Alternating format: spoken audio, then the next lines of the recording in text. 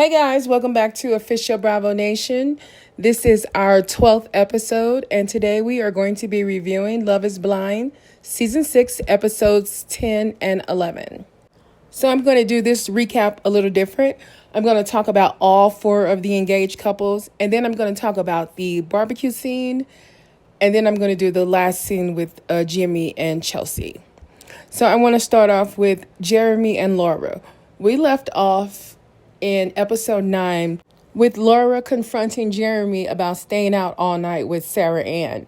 Remember when Jeremy pretended to give her his location because he left his phone in his car and then he drove away with Sarah Ann to her house, but he forgot he had on his Apple Watch because he's an idiot. And Laura was confronting him about it, and he was sitting there lying to her, and it ended with Laura saying she was done with this shit. And so we pick up there on episode 10. Jeremy is having a lunch date with his mother. Remember, Laura, she told him she didn't want to meet his mother and pretend everything was fine when it wasn't. So we meet Jeremy's mother, Janine. She's coming over to their townhome. Her and Jeremy are sitting out having like a little lunch date, and he tells her what happened between him and Laura and that he had stayed out until 5 a.m. with Sarah Ann. And Jeremy's mother was Team Laura. She was looking at him like a Nene Leakes meme, like she was not buying any of his bullshit. And she told him, "You lucky it wasn't me, because had you come home at 5 a.m., I would have been sitting there waiting for you." I loved his mother. She kept it real with him. She didn't do that, "Oh, my son, I know you didn't mean it." She did not do any of that. She kept it real and told him that he was wrong. Then we go to Amy and Johnny. They are sitting in this beautiful garden. They're sitting at a picnic table, and we meet Amy's father, David. Now, remember, Amy said she didn't know if she could marry Johnny if her father didn't give them his blessing. So we meet her father, and they all sit down and they talk. And, it's a really sweet scene. Her father, David, he puts Johnny at ease right away. And he asks him about his life, his family, his job, and what his future goals are. And Johnny, he said it several times that he wants to retire early, and he tells David about his life. And then David tells us that he came to North Carolina when Amy was 5 years old, and that Amy is the sweetest person that he's ever known. He loves his daughter, and that she's the most wonderful person in the world. And he tells Johnny, to be the person that Amy needs, and he has prayed for this, prayed for Amy to find the love of her life. And so Johnny, he asked him, will you give us your blessing? And he says yes. And Amy cries, and it's just a really sweet scene. And I was wondering about her father. Like, I really hope he gives them his blessing because, we had never met him. I didn't know what he would say. But I'm really pleased because Amy and Johnny, they're just perfect for each other. So I'm happy that they got his blessing and, everything is going well for the two of them. Then we go to Adie and Clay. Now, we meet Adie's mother. Her name is Jacqueline, and she seems like the most wonderful woman.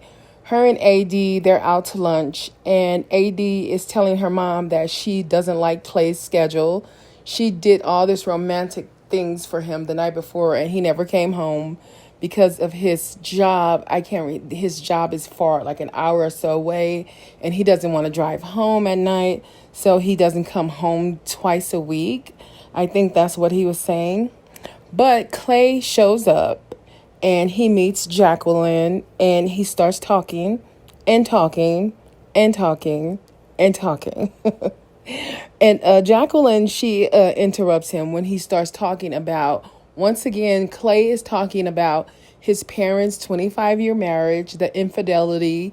He's afraid that he's going to repeat his father's patterns because Clay thinks that infidelity is hereditary, which it is not. It's a choice, but he's worried about repeating his father's bad habits. And, Jacqueline, she stops him and she tells him that, that's not his job. It is not his job to carry the weight of his parents' failures. And she knows that that is just his unresolved trauma. And so she puts him at ease and tells him that the divorce of his parents is not his fault, just like her failures is not AD's fault or her kid's fault. And, she's just a really nice, like, she has this great aura about her. Like, she just seems like a wonderful person. You can see why AD has such a great personality, why she's such a cool chick. You can see that she got it from her mama and her mother. She has the same spirit. Just a really nice aura about her. I liked her mother a lot, so much. And so the next time we see AD and Clay, they're at their townhome in the kitchen. And Clay said that he has started watching Love is Blind, the prior seasons. And that he's once again brings up that he is worried about his parents' divorce. So whatever AD's mother said to him went in one ear and out the other. He wasn't listening because he still has these same concerns about being faithful. But then he says he's worried about the wedding date. Like, he doesn't understand why that has to dictate their relationship. And AD says something that made me so proud of her. She said that they both committed to the timeline of the show. Like, he knew the timeline. When he proposed to her, he knew the timeline of Love is Blind and how the show was set up. And when she said yes, she agreed to it also. So they both committed to getting married when the show said they were going to get married. And she told him, she's fine with him saying no at the altar. If that's what he really feels, she says she'll just have to accept it. She'll get on with her life and pick herself back up. But what she did say is that she would not date him. If he didn't marry her at the altar, if he said no, they were done. And that she was not going to be his fiance. You know how some guys, like, they'll propose and they think that that's good enough. And that buys them a few years. And she was like, no, I'm not going to be a long-term fiance. We both agreed to this schedule. And so we either stick with it or we don't. And so if they get to the altar and Clay says no, they're done. And I was really proud of AD for standing her ground, because Clay was trying to get out of it. Like, maybe we cannot get married and still date. And I'm glad AD held his feet to the fire and said, no, we will not be getting married if you say no to me at the altar. And now I want to talk about Jimmy and Chelsea. So we see Jimmy and Chelsea for the first time meeting Jimmy's family. It's his mom, Janet, his sister, Donna, and his father, James Sr. And they just seem like good old country folk. Just people from North Carolina. They just seem like they actually kind of favor Chelsea. Chelsea looks like she would be a part of Jimmy's family, which is so ironic. But, Jimmy, he loves his family. His father and mother talk about their life. And they just ask, the basic questions, how do you know Jimmy is the one for you? What made you fall in love with him? What do you like about him? And so they just have a really nice meeting, which was a big concern for Jimmy because whoever met his family, his family's very important to him. So this meeting was, it had to go well. And so then the next time we see Jimmy and Chelsea, they are at their home out on the back porch at night, like a cool spring or summer night on the back porch, just chilling. And Jimmy talks about how he was glad the meeting with his family went well.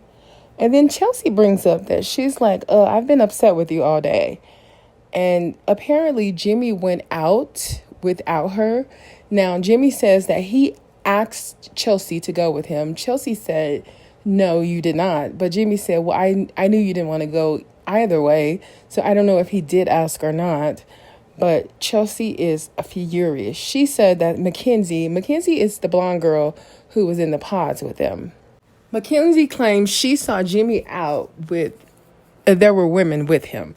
And Jimmy says that he was with his guy friends and two of their girlfriends. And so Chelsea, she just spirals and have a meltdown. She is so draining. Like, in this moment, I really can't stand Jimmy, But I'm like, Jimmy, break this off, save your sanity, leave this crazy woman.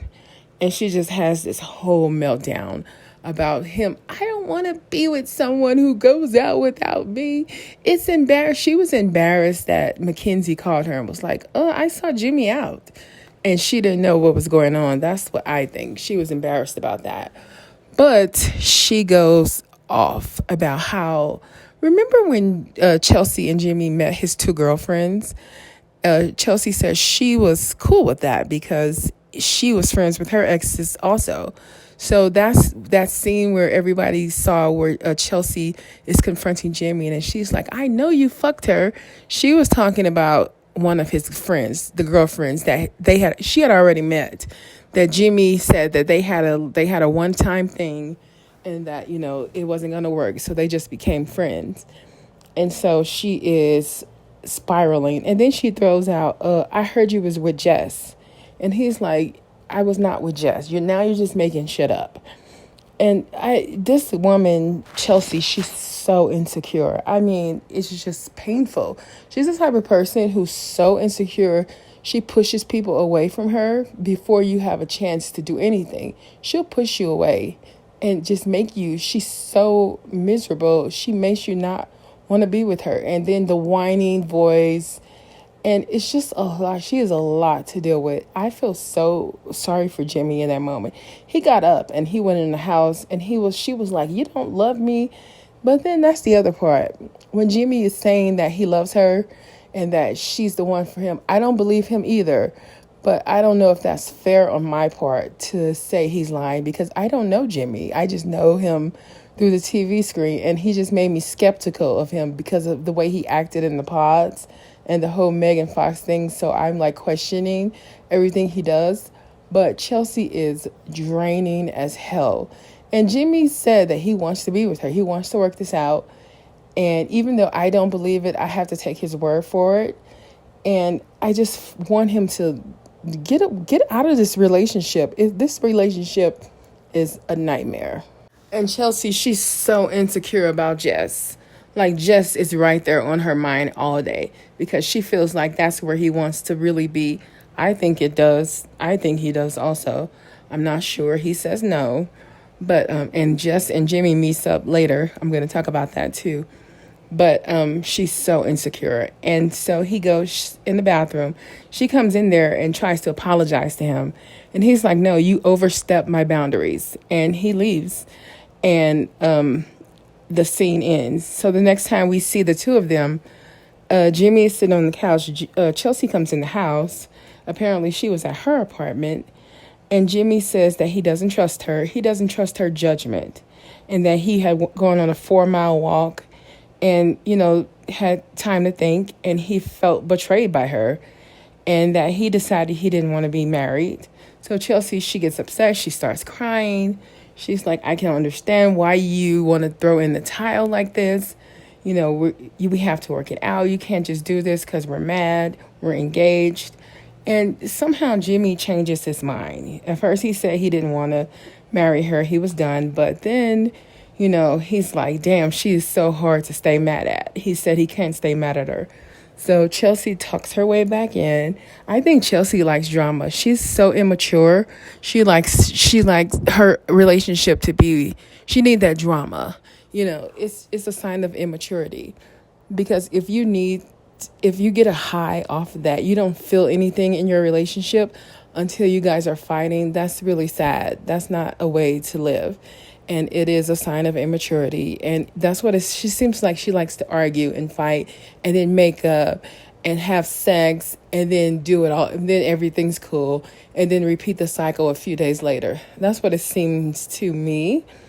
I don't know. But Jimmy's, I thought he was done. I thought this was the end of Jimmy and Chelsea. But he says no. I don't know if Jimmy really loves Chelsea. He says he does. He claims he does. But I just don't believe that he loves her. I think that he is either he doesn't want to be the bad guy. I think he's very much aware of the audience and that he doesn't want to look like the bad guy. But Chelsea says that she feels more in love with him than ever before. And so he gives her another chance, and they decide to work it out and continue on with the experiment. And now we go to the barbecue from hell. That's what I call it. This is the couples meetup, and all of the people who weren't chosen in the pod, the people who made connections and who were their friends, they all come too. Like the Mackenzies and Jess and Alejandras, they all show up too. So Laura is there by herself. AD, Chelsea, and Amy are there. Jimmy and Johnny are there. Clay is working, and Jeremy hasn't come yet. But Laura sits down with the girls. She tells them what happened between her and Jeremy. Amy knows a little bit, but she fills them in on what happened between her and Jeremy, the fight they had, how he stayed out until 5 a.m. with Sarah Ann. And she says that, is it shitty of Sarah Ann to do that? Yes, but Sarah Ann doesn't owe her anything. Jeremy was the one who asked her to marry him, and Jeremy was the one who owed her loyalty. So that was very mature of Laura to recognize that Jeremy was the one who owed her, he's the one who owed her loyalty, not Sarah Ann. But we'll get to Sarah Ann later, because she is a piece of work. But Jeremy comes by himself looking like an idiot, and he tells Jimmy about the fight between him and Laura. He says they haven't spoken in 3 days, and that he tried to send her flowers, and basically that he was done and he didn't want to work it out. And Jimmy was like, well, him and Chelsea, they've had their issues and they've worked out. But Jeremy, he's just unwilling at this point to work anything out. And then all of a sudden, Trevor shows up. Trevor was the big country boy who made a connection with Chelsea in the pods, who I spoke of on I think it was episode 9. What a sweet guy he was. He was like this big teddy bear, just a big country boy with a mullet. And now in real life, we found out that Trevor is a fuckboy and a gaslighter and had a girlfriend the entire time and broke up with her 2 weeks before Love is Blind season 6 premiered. And also filmed Perfect Match season 2. So the producers at Netflix, they also fell for his ruse and casted him on that show, Perfect Match. And comes to find out he was lying to everyone. But he shows up looking goofy. And now when I see him, I don't see the big sweet country boy. All I see is his psoriasis. And Chelsea sees him and she's like, ooh, he's beefy, because that's her type, a juice head. This Snooki and JWoww used to call them gorilla juice heads. So that's Chelsea's type, and that's what Trevor looks like. So she's happy to see him because Trevor and Chelsea, they made a good connection in the pods, and she chose Jimmy over him. But everybody else shows up. Jess and Mackenzie shows up, and Alejandra, and everybody is mingling, getting drinks, talking. And then Clay finally shows up too. But then the moment everyone has been waiting for happens. Jimmy and Jess meet in person. So they meet and they sit down. They both seem nervous, but they sit, they talk. And he talks about, his fight with Chelsea. And Jess says, she wants him to be good to Chelsea. This conversation, it was a lot more mature than I expected it. To me, they got closure, the closure that they needed. Jess, she got emotional because she really fell for him. And he looked sad to me. I don't know if, I can't read Jimmy. And I don't want to call him a liar because I don't know that man. Maybe he's being sincere. But it's something about him that I'm just not buying it. I feel like he wants to be with Jess. Like, the way he looks at her, I feel like he knows America will turn against him. And I feel like he doesn't want that. I feel like he wants to be with Jess. I just don't believe he wants to be with Chelsea. I just don't buy it. And he's sitting there saying, they're saying the right things to each other. They got closure. They got the closure that they needed from each other. But he seemed like he was about to get choked up too. She cried, she said, she'll get over him in time. It still stings a little bit seeing him there, seeing him with Chelsea, and hearing his voice is really what does it for her. But, they got the closure that they needed. She also told him that the day in the pause when he told Chelsea that he loved her, she said she cried so hard that night and that she had cried the hardest she's ever cried in her life. And, he apologized for it. And she asked him, like, what did he feel for her? Because he was never clear about that in the pods. And he said, he had feelings for her, but, he had stronger feelings for Chelsea. And so, she cried, and, that was pretty much it. They were very mature, Jimmy and Jess. And I expected that scene to go a completely different way. And it was shocking how mature they were with each other. And I really appreciate Jess not acting like a pick-me like Sarah Ann. Like Jess, she was very respectful to Chelsea and very mature and, not trying to infiltrate his engagement, which is what I thought she was going to do, but she did not do that. So I really appreciate Jess being so mature because I know her heart was still broken at that time. But then we go to episode 11. And in episode 11, they're still at the barbecue from hell. Alejandra and Sarah Ann show up. And Sarah Ann greets everyone. And Laura is like, I can't believe she has the audacity to show her ass up here and show her face. But she did, because Sarah Ann is a bold as pick me. But before I go any further into Sarah Ann, Trevor and Chelsea finally have a talk. They finally sit down. They meet for the first time. This is their first time seeing each other. And they pretty much, I can't look at Trevor the same since I know he's a gaslighter and a liar. And his stupid voice. And you can just see the psoriasis on his forehead. But Trevor does ask Chelsea something I really wanted to know. Remember in episode 5 when Jimmy proposed to Chelsea? And then she went to break it off with Trevor. And he asked her, did you only propose to him because he asked you first? And she never said anything. She didn't respond.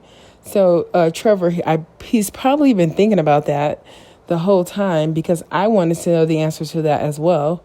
And Chelsea finally says no. Finally, she told us that no, she would not have said yes to Trevor's proposal if he had proposed before Jimmy did, which is good to hear because she should have been able to say that when it first happened. But it's good that she realized, no, she wouldn't have said yes to his proposal. So I feel like that gave Trevor the closure that he needed. But he was still wearing her bracelet, the bracelet that she gave him and told him to tap whenever he thought about her. So he was still wearing that bracelet. But they have a laugh. Chelsea and Trevor, they have a laugh. They get the closure that they need. And everything is all good between the two of them. And then we have this little awkward scene between Jimmy and Chelsea. So after Trevor and Chelsea have their little chat, Jimmy is eating a hot dog, and him and Chelsea, they're hugging, like catching up with each other at the barbecue. And Chelsea says to everyone, have you guys met our strongest couple? And she points to Amy and Johnny. And, I guess she's just being silly. But for whatever reason, Jimmy takes that so personal. Jimmy I didn't understand the anger. He was really everybody. You can clearly see Amy and Johnny are the strongest couple. They have the strongest connection. They both are probably going to say yes at the altar. I didn't understand why he was so upset about that. I feel like he didn't want Jess to know that their relationship wasn't as strong as it is because he felt embarrassed because he picked the wrong person or something. But his reaction I thought was really awkward and really over the top. Like, what are you mad for? And Chelsea was like, babe, I'm just kidding, He's like, don't you think we're the strongest couple? No one thinks you two are the strongest couple. I just found his reaction to be very sus. Very sus. And like they say, a hit dog will holler, and he hollers because that struck a nerve with him. And then they say, I love you. And then he's like, I love you too, babe. And I don't believe them once again. It just doesn't feel authentic through my TV screen. I don't believe they are in love with each other. I believe they are just going through the motions and are trying to get to the end of the experiment. And it was just a really strange and awkward scene. So then Jeremy and Laura finally have their chat. And Jeremy, his whole vibe is hostile.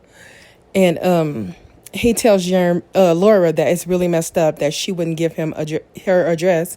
I find it amazing that they are engaged and Laura never told him where she lived. That was very smart of her and gave us a lot of foresight on her part. But she tells him that she's tired of his BS, and he says she won't give him any grace, and she calls him a con artist. Because that's exactly what he is. Because we know now in real time, Jeremy had just broken off an engagement before he went into the pause, like a few weeks before. So I believe his intentions were never good. He just saw this as an opportunity to get famous. And so he jumped on it. I don't think he ever had any intentions of being with Laura.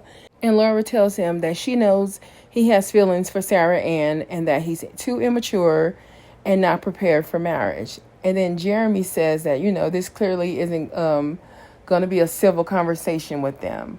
And then Laura says, I'll just come and get my stuff next week. And he's like, don't worry about it. I already packed it up. Like, what an asshole. He already packed all her shit up. Like, who does that? What kind of guy does that anyways? And then this asshole asks her, since they aren't going to be able to get along between the two of them, is it okay if she just be civil with him so he can have fun with everyone else at the party? Like, dude, your engagement just fell apart. That should be what you're concerned about. No, he's not concerned about that. He's concerned about having fun with everyone at the party because he's 12 years old. And I'm so happy that Laura she's not with this asshole. And she walks away and says, go kick rocks with open-toe shoes on. I'm going to use that. That's a good one. But yes, that is Jeremy and Laura. They are done. And then AD confronts Sarah Ann. Sarah Ann is she is so gross. But she confronts her. They have a little chit chat, just the two of them. And AD confronts her about sending that DM to Jeremy when she told him, if he's doubting his choice, she's still there. She's still available. She's so desperate. But Sarah Ann, she's standing by what she did. She's saying that, yes, she knew he was engaged, but her feelings were valid. She still had feelings for him, and she felt that it was the right thing to do because maybe it was true love. AD is trying to explain to her that, ma'am, this man was engaged. You infiltrated their engagement. Do you not see how you interfered and how that's wrong to do? And Sarah Ann, she just doesn't see it. She doesn't think she's wrong, and she feels like AD is interrogating her. And AD is like, I'm not interrogating you. And she's like, well, it feels like you are. And their conversation gets very hostile. And AD asks her about Jeremy being out all night with her until 5 a.m. And Sarah Ann claims that Jeremy just dropped her off at her apartment, and that's why his location was there. No one's buying that, Sarah Ann. I don't buy it through my TV screen. AD's sitting there with you, and she doesn't buy it. I believe that Sarah Ann and Jeremy hooked up that night, and she just doesn't want to say because she know it's going to make her look like a dirty little skank. And so she's saying that, oh, no, nothing happened. He just dropped me off. That's why he was over there. We were talking, and that's it. Yeah, girl, no one believes you. Cut it out. But Sarah gets up in a huff. And AD says, she's Team Laura. And what Sarah Ann did was not okay. It was not cool for her to get in the middle of their engagement the way that she did. But then Sarah Ann and Jeremy, they walk out on the dock. Sarah Ann is very upset. And she's like, how dare these women question me when they should be worried about their own relationship? She's mad that AD confronted her. She's like, AD should be worried about Clay and stay out of other people's business, and that she didn't do anything wrong. She had every right to contact Jeremy because that's the real life and that's how love works. And Jeremy is sitting there like, I agree with you. I agree with everything you're saying. I agree with you 100%. And Sarah Ann, she's just furious. Like, I came here to find love. I did not come here to find friends. I have my own friends in real life. She's just really pissed. And these two, they are just like done. And they don't give a fuck no more because they take their asses. And Laura is sitting there crying, talking to the other women. And Sarah Ann and Jeremy get up and go get on the jet skis and are together. They're together. They're in Laura's face. They don't give a shit. They are on the jet skis having a good time riding jet skis. Right. And they just don't care. It's one of the most despicable scenes I've ever seen. And they both just look so evil while they're doing it. Like, show some damn respect. You know, Laura just ended this engagement. This just happened like a minutes ago. And now him and Sarah Ann are together and happy and having a good time on the jet skis. It's just such a despicable scene. And apparently Sarah Ann on social media, she was telling people that they needed to watch these episodes because this way she can explain herself. But she actually looks worse. It makes her look so much worse. She's such a fucking pick me, so desperate. This man did not choose you in the pods. He had never seen you. He had a choice, and he did not choose you. But that's the end of the barbecue. And Sarah Ann and Jeremy, they're both trash, and they both deserve each other. And sometimes Laura was a bitch, but you know what? I like the way she stood up for herself, and she didn't deserve this disrespect. It was so disrespectful. Imagine the man you just broke your engagement off with, jumping on a jet ski with the other woman, having a good time, while you're sitting there crying to your girls. Just trash. Jeremy and Sarah Ann can both go to hell, and they're both trash. But then we go to the wedding plans. This is the end of the barbecue, like I said. And now the three engaged couples are planning their weddings. Chelsea and Jimmy are sculpting an ice sculpture. AD and Clay, they're painting tennis shoes. They're painting these Nikes, the color of their wedding colors. And Amy and Johnny have revisited the birth control talk. So Johnny said that he may be okay with getting a vasectomy, but then he did some research and saw that they cut the penis and they cut a vein. I didn't even know you could cut veins. That just sent a shiver up my spine. That they would cut cut a vein in your penis. Ouch. My God, that sounds so painful. And after reading that, after doing his research, he's like, you know what? I don't think so. And Amy was like, yeah, she felt it too. And so they came to the conclusion that Amy would very likely be the one to go on birth control because the male birth control pill is just too experimental and it would be safer for Amy. So that was the end of that conversation for them. And then we go to the scene in Love is Blind every season. We see this scene where the ladies go with their friends and their mothers and they go and try on wedding gowns. And the guys go with their best men and their dads and they try on tuxes. And so all the ladies look beautiful in their gowns. All the men look really handsome in their tuxes. And then we have that scene and that's over. But then the final scene is all three couples going on their final dates before the bachelorette and the bachelor parties. And so AD and Clay, they go out to dinner. Amy and Johnny go camping together. That day looked really sweet. Camping creeps me out a little bit. But Amy and Johnny's camping date looked really cozy. It looked really nice. And AD and Clay, they just went to dinner, had a regular dinner. But then I want to talk about the final scene. The final scene is Chelsea and Jimmy. Chelsea and Jimmy are a damn mess. First of all, they go to an amusement park called Carowinds. Apparently, Jimmy went there growing up. It's I guess it's like Six Flags, but for the Carolinas, it's called Carowinds. And they get on a roller coaster. I don't know if that's symbolic of where their relationship is or their journey during the whole experiment, but they're on the roller coaster and they ride the roller coaster and they get off and they go and they have a talk and they're just talking about their feelings. And Jimmy says, he asks Chelsea, how does she feel about everything? And she said, today she feels good. They talk a little bit about, the really bad fights that they've had, but she said, really, she feels really good. And he says that she is his person, that he loves her. Once again, I don't believe him, but that's what he says. And but he asked her, where is she as far as saying yes at the altar? Like, is she there? Is she ready to say yes and ready to marry him? And Chelsea, she just kind of pauses and she starts to tear up, and she takes a long pause, and then the episode ends. So I don't know what she says. I feel like I don't think Chelsea and Jimmy are going to make it to the altar. I don't think this relationship should go any further. I really, really think that those two people would be better off if they just ended this relationship. And so we'll see what happens next, what she says if she breaks it off next week on the 12th episode. I think it's it's the final episode. And then after that, we have the reunion, which I'm really looking forward to that too.